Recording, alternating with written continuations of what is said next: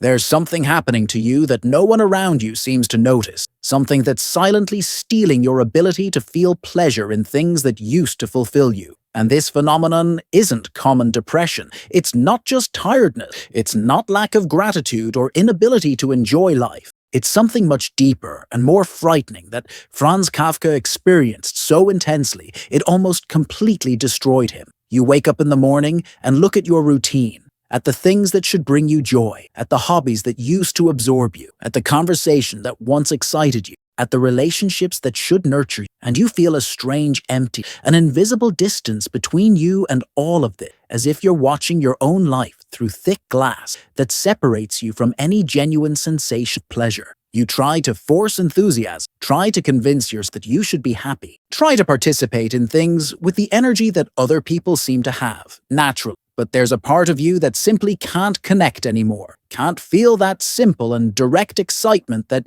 everyone around you demonstrates. I'm about to explain why Kafka believed there's a specific type of vision that, once acquired, makes it impossible to return to the innocence of immediate pleasure, why he documented in his letters and diaries this devastating process of losing the ability to enjoy superficial things, and why what's happening to you isn't a personal failure, but rather an inevitable stage of a particular kind of awakening of consciousness. I'm going to show you why this isn't coincidence, but rather the natural result of you having started to see layers of reality that most people spend their entire lives never perceiving, and why Kafka considered this both a curse and the only possible path to a truly authentic life, even if that authenticity costs the price of easy pleasure and the unconscious joy you had before. Franz Kafka discovered through his own brutal experience that there's a type of heightened perception that functions like a slow poison for the human capacity to feel pleasure in life's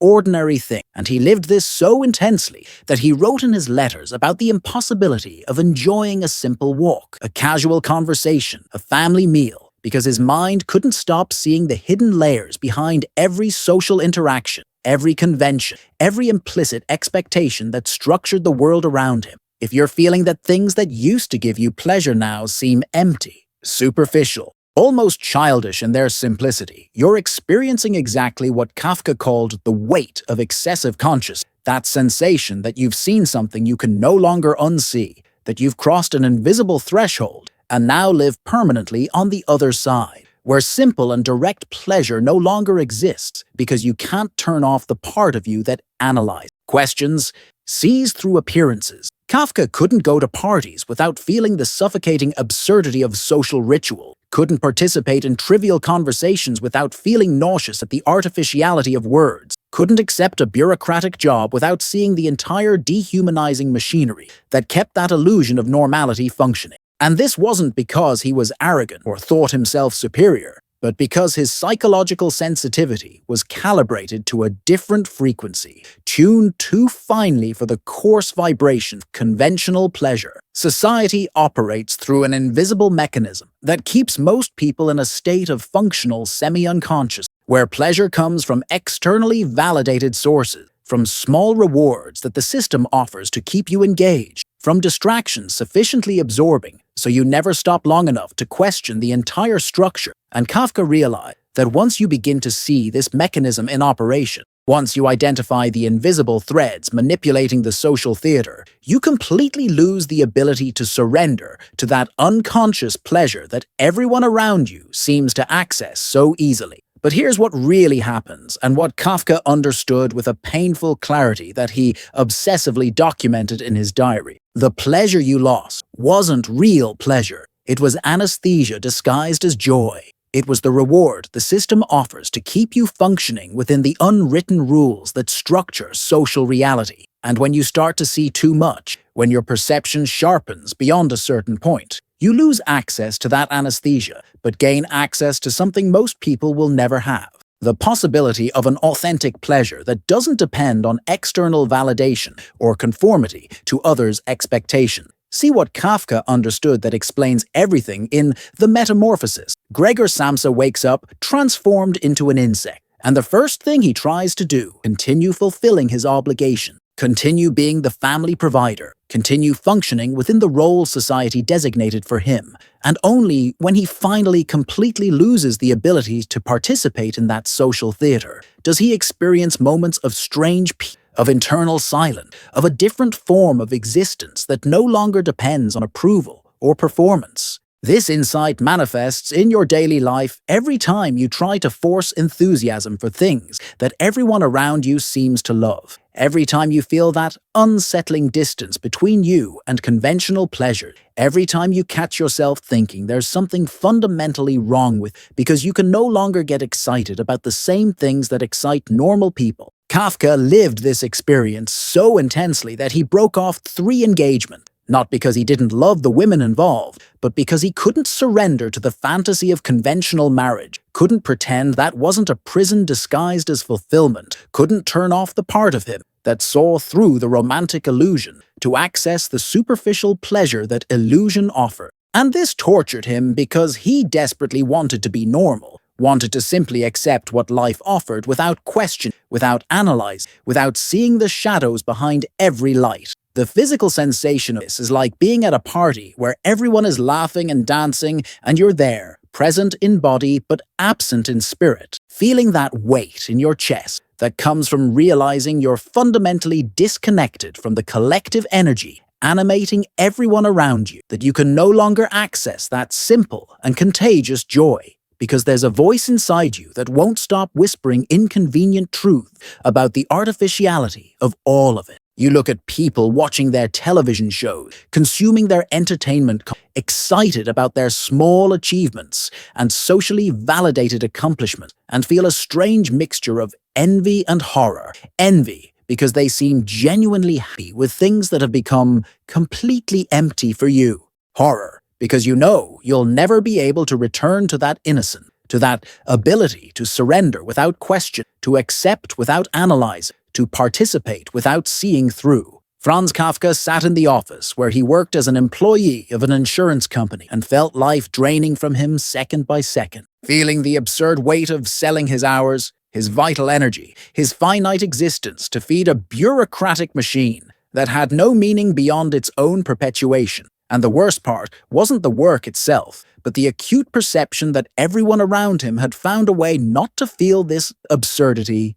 to anesthetize that painful conscience with small pleasures, small ambition, small distractions that made life bearable. Kafka wrote in his letters to Felice Bauer, desperately trying to explain why he couldn't simply accept the conventional path of marriage and family life. Why what should be a source of joy transformed into paralyzing terror when he tried to imagine himself living that life. And it wasn't because he didn't desire love or connection, but because he saw with brutal clarity how those institutions functioned as gilded cages that offered comfort in exchange for conformity, security in exchange for authenticity. You recognize this every time someone asks you why you're not more excited about things anymore, why you don't participate with the same enthusiasm as before, why you seem distant even when you're present and you can't explain because the truth sounds arrogant or depressive. The truth that you simply saw something that made it impossible to return to the innocence of automatic pleasure,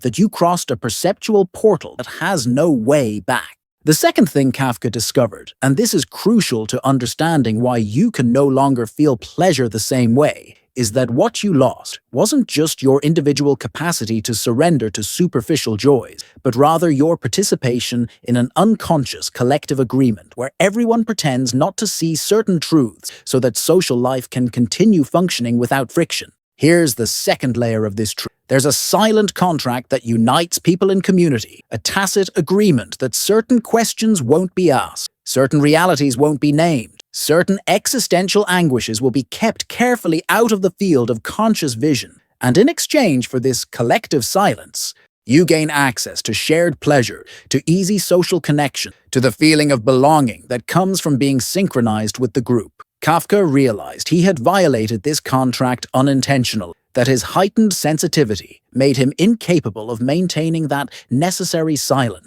that he couldn't stop seeing and naming exactly the things that should remain invisible so that collective life could continue flowing smoothly. In the trial, Joseph K. is accused of a crime that's never named, pursued by a legal system whose rules he can never fully understand. And this isn't just a metaphor about absurd bureaucracy. It's a precise representation of how it feels to live with excessive consciousness in a society that rewards functional unconsciousness. It's the sensation of being judged and punished for something you can't identify, but that has to do with your inability to simply play the social game without questioning it. The phenomenon isn't just individual, because you're not the only one experiencing this. There's a silent epidemic of people who have seen too much and now live in this strange limbo where conventional pleasures have completely lost their flavor, but authentic pleasures haven't been discovered. People who have awakened to certain truths about the human condition and now can't go back to sleep, can't pretend they don't know what they know, can't participate in the collective theater with the innocence necessary for that theater to be pleasurable. Kafka saw this as a form of exile, not a geographical exile, but an existential exile, where you live among people but no longer belong to the shared world of meanings and pleasures that unites these people,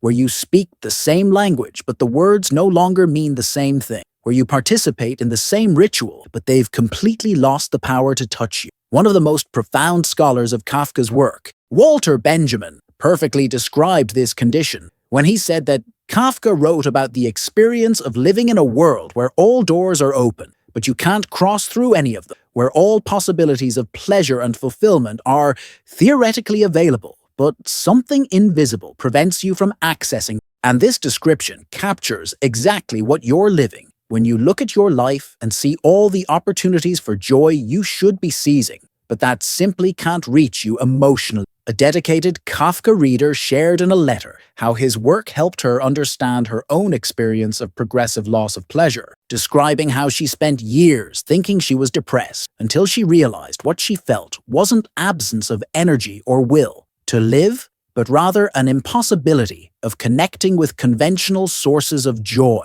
because she had started to see through the social mask, through the collective illusions that keep the world functioning. And once that naked reality was seen, superficial pleasures simply stopped working as anesthesia. Another Kafka scholar, Milan Kundera, observed that Kafka's genius was in documenting that specific moment of modern consciousness where the individual becomes alienated not just from society, but from the very concept of belonging, where you realize that authentic human connection is almost impossible because everyone is playing roles, following unwritten scripts, participating in a game whose rules were never made explicit, but that everyone seems to know intuitively, except you. There are thousands of people who've read Kafka and felt that chilling sensation of being completely understood, of finding in his pages the exact description of an internal experience they thought was unique and isolated. And this isn't coincidence. Kafka wasn't just writing about his particular neurosis. He was mapping a real psychological territory that potentially exists in all human beings, but that only some have the courage or curse to explore consciously. You're not alone in this experience of losing common pleasure.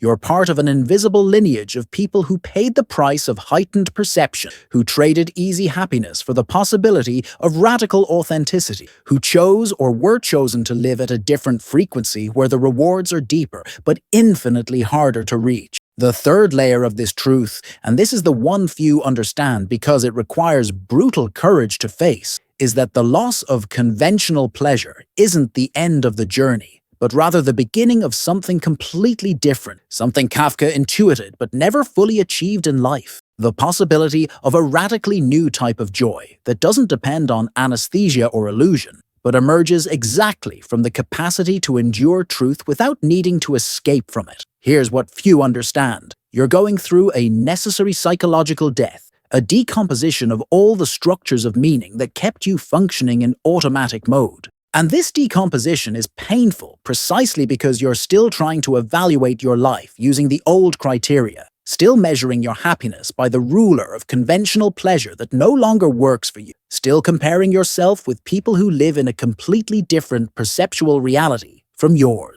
Kafka wrote in his diaries about rare moments of silent ecstasy that came not from external achievements or social pleasures, but from something much more subtle and difficult to name. A sensation of being aligned with some deep truth about existence, of touching for an instant the radical authenticity he desperately sought. And these moments were so different from common pleasure that he could barely describe them using ordinary language. The spiritual dimension of the Kafkaesque experience isn't religious in the conventional sense. It's the perception that there's a deeper reality behind social appearances, a naked truth that most people spend their lives avoiding, but that you can no longer ignore. And this perception transforms everything, makes it impossible to return to the old game, but opens the possibility of playing a completely different game, of living in another dimension of meaning and purpose. What seems negative, the inability to feel pleasure in normal things, is actually a portal to radical transformation.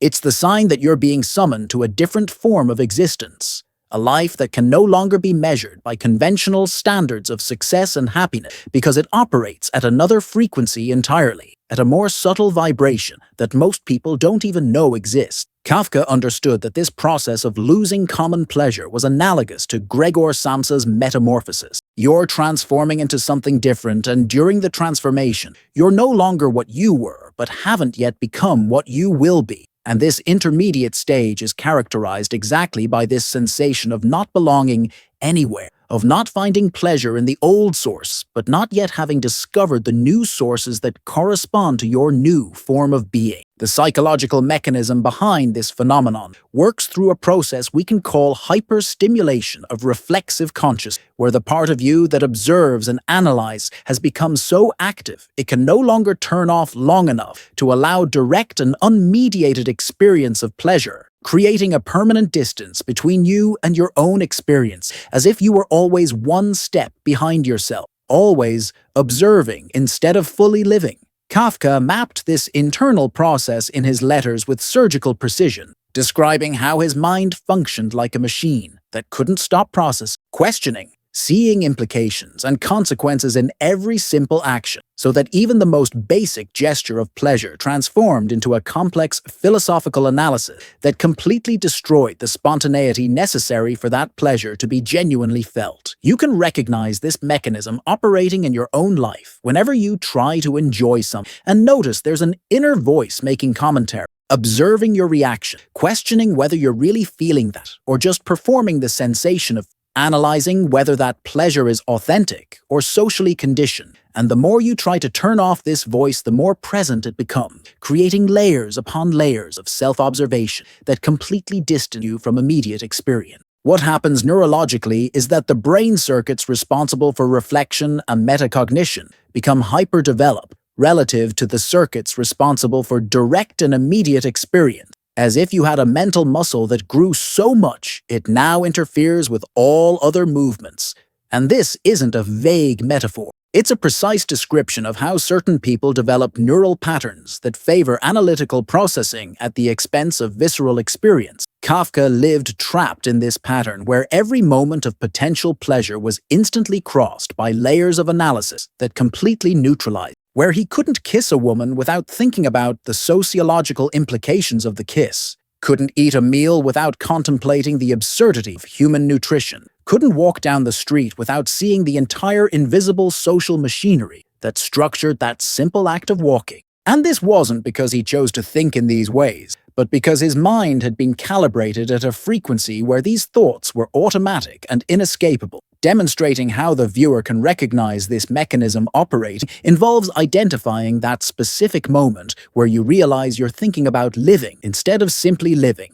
where you catch yourself in a spiral of self-observation that creates infinite distance between you and any genuine experience, pleasure or joy, where you notice that even your search for authenticity has become yet another mental game that distances you from the very authentic experience you desperately seek. What Kafka lived and wrote wasn't just his particular neurosis or his personal difficulty adapting to social life. It was the mapping of a universal pattern of modern human experience, where reflexive consciousness develops to the point of creating permanent alienation from any immediate experience of existence. And this pattern potentially applies to all of us, because we all carry within us this capacity to awaken to deeper levels of perception that make it impossible to continue living in the automatic and unconscious mode that characterizes most human lives. How many times have you caught yourself in a situation that should be pleasurable, surrounded by loved ones, or doing something you used to adore, and felt that strange sensation of watching everything from outside, of being a spectator of your own life, of not being able to connect emotionally with what's happening,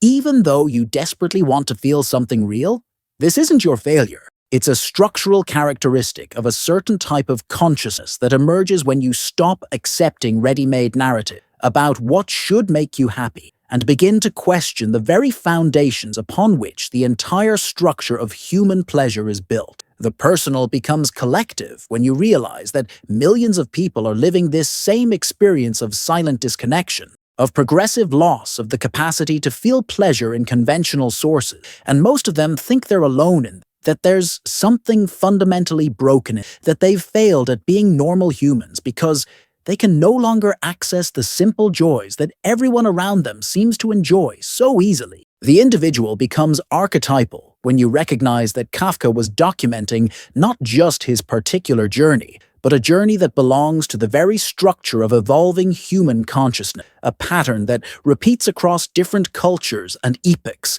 whenever an individual awakens to levels of perception that alienate them from collective structures of meaning, but also free them to seek more authentic forms of existence. You're living a contemporary version of the Kafkaesque experience. Every time you feel that dissonance between what you should be feeling according to social norms and what you actually feel, every time you realize that the rewards society offers no longer touch you the way they touch other people, every time you experience that specific loneliness of being surrounded by people but fundamentally isolated because you live at a different perceptual frequency, the transformation from particular to universal happens when you stop seeing your experience as individual pathology and begin to see it as manifestation of a much larger process of collective awakening, where more and more people are losing access to the easy pleasures of unconscious but haven't yet discovered the deeper pleasures of radical authenticity, creating a kind of intermediate zone of existential discomfort that characterizes our era.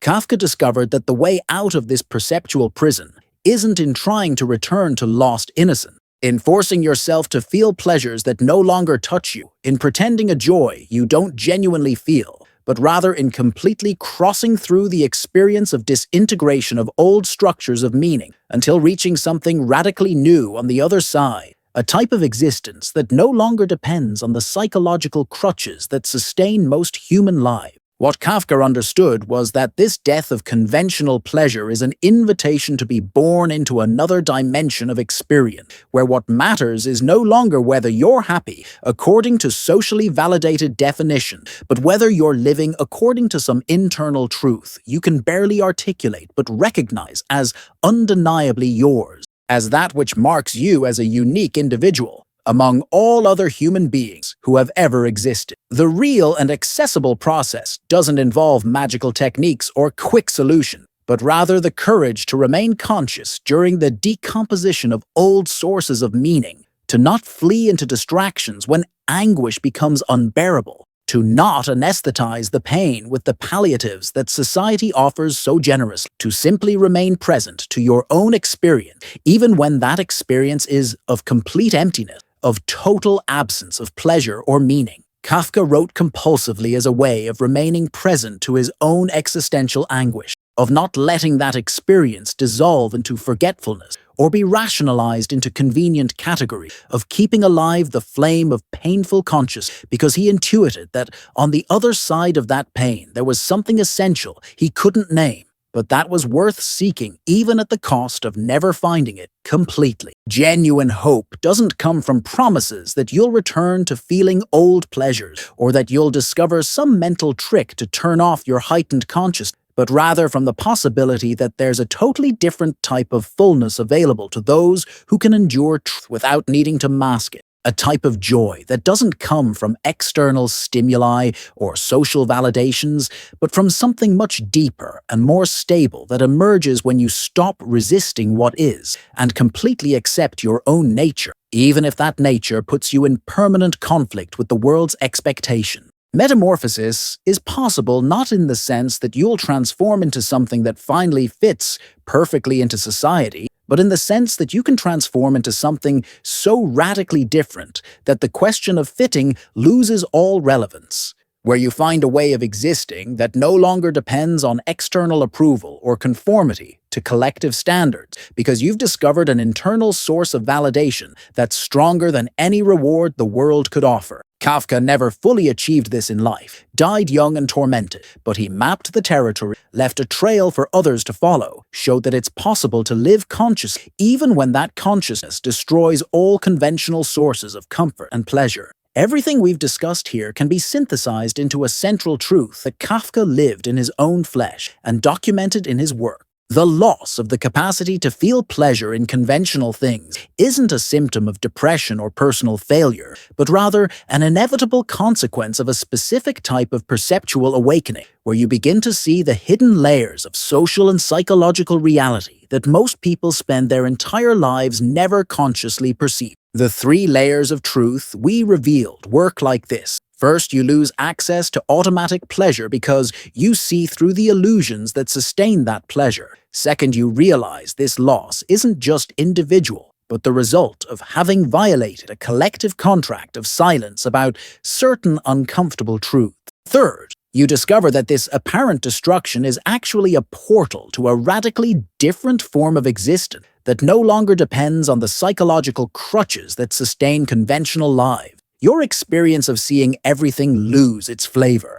of feeling that unsettling distance between you and normal sources of joy, of no longer being able to get excited about things that excite people around you. All of this is completely legitimate and makes perfect sense when you understand that your consciousness has evolved beyond the point where superficial pleasures can function as effective anesthesia. You simply have seen too much to return to the innocence of unconscious joy. The Kafkaesque perspective on the path ahead doesn't offer easy solutions or comforting promises. Kafka was too honest to sell cheap hopes, but he offers something much more valuable: the validation that your experience is real and important, the recognition that you're not alone on this strange journey, the mapping of a psychological territory that others have crossed before you, and the possibility, however distant and difficult, that there's a way to live authentically even when that authenticity requires abandoning all conventional sources of comfort and belonging. What could seem negative, this progressive loss of the capacity for simple pleasure, transforms into a necessary journey when you understand that you're not losing anything real, but rather liberating yourself from illusion that kept you trapped in a limited mode of existence. And this liberation hurts precisely because you're still measuring your life by the old rulers, still comparing yourself with people who live in another dimension of consciousness, still expecting to feel the joys you can no longer feel because you've evolved beyond them. Transformation isn't optional. You've already crossed the portal and there's no way back, but there's a way forward that few have the courage to follow. A path mapped by Kafka and other explorers of this impossible psychological territory. A path that doesn't promise happiness in the conventional sense, but offers something that can be much more valuable for those who have the stomach to seek it: the possibility of a genuinely authentic life where you no longer need to pretend, no longer need to perform, no longer need to fit in, where you can simply exist in your complete strangeness and find in that a form of peace that doesn't depend on external validation or conformity to others' expectations. If you've made it here, to the end of this journey through Kafka's understanding of the loss of common pleasure, you already know it's no coincidence that this content resonated with you. There's something in your psychological constitution that marks you as different, as someone who can no longer live in the automatic mode that works so well for most people. And this isn't weakness or pathology. It's the distinctive characteristic of a consciousness that's awakening to deeper layers of human experience. You're exactly the type of person Kafka wrote for. Someone who feels too much, thinks too much, sees too much. Someone who can't simply accept the ready-made answer and packaged pleasures that society offers. Someone who's willing to endure the discomfort of heightened consciousness because you know, even if you can't fully articulate it, that there's something more real and more true on the other side of this painful crossing. You belong to an invisible lineage of seekers who pay the price of perception, who trade easy happiness for the possibility of radical authenticity, who choose or are chosen to live at a different frequency where the rewards are deeper but infinitely harder to reach. This channel exists for you, to translate Kafka and other deep thinkers who mapped this impossible psychological territory where you're living now, to show you there's a path, even when it seems there's no way out, to accompany you on this journey of transformation that's solitary but doesn't need to be lived in complete isolation. Every week I create content that dives into the depths of spiritual psychology through Kafkaesque lenses, that explores questions most people don't even think to ask, that validates and names internal experiences you thought only you had. Subscribing to this channel isn't just clicking a button, it's making a conscious decision not to cross this journey completely alone, to say yes to your own transformation, to choose the path of consciousness, even knowing this path is harder than the alternative of going back to sleep. What you'll gain here is deep understanding of what's happening to you, language to name feelings that have no conventional name, perspective on experiences that seem unique but are actually shared by many who've awakened to this same frequency of consciousness, and above all, the sensation of belonging to an invisible community of people who understand, who won't judge you for seeing too much or feeling too much, who recognize your journey as valid and important, even when the world tells you that you should simply be normal and happy. This is a safe space for those who are awakening, for those who are transforming, for those who are feeling displaced precisely because they're evolving beyond conventional structures of meaning and pleasure. If this resonates with you, if you recognize your own experience in what we've discussed here, then subscribe to the channel and activate the bell so you don't miss any video, because this content is made specifically for you. For people like you who need this type of depth, this brutal honesty about the human condition, this validation that the path you're walking, even being solitary and painful, is real and important and can lead to something genuinely transformative. There's a next video appearing on your screen now that's a natural continuation of this journey. Don't leave it halfway. Keep exploring this territory that Kafka mapped for. Keep seeking the answers you know exist, even when everyone says you're looking where there's nothing to find.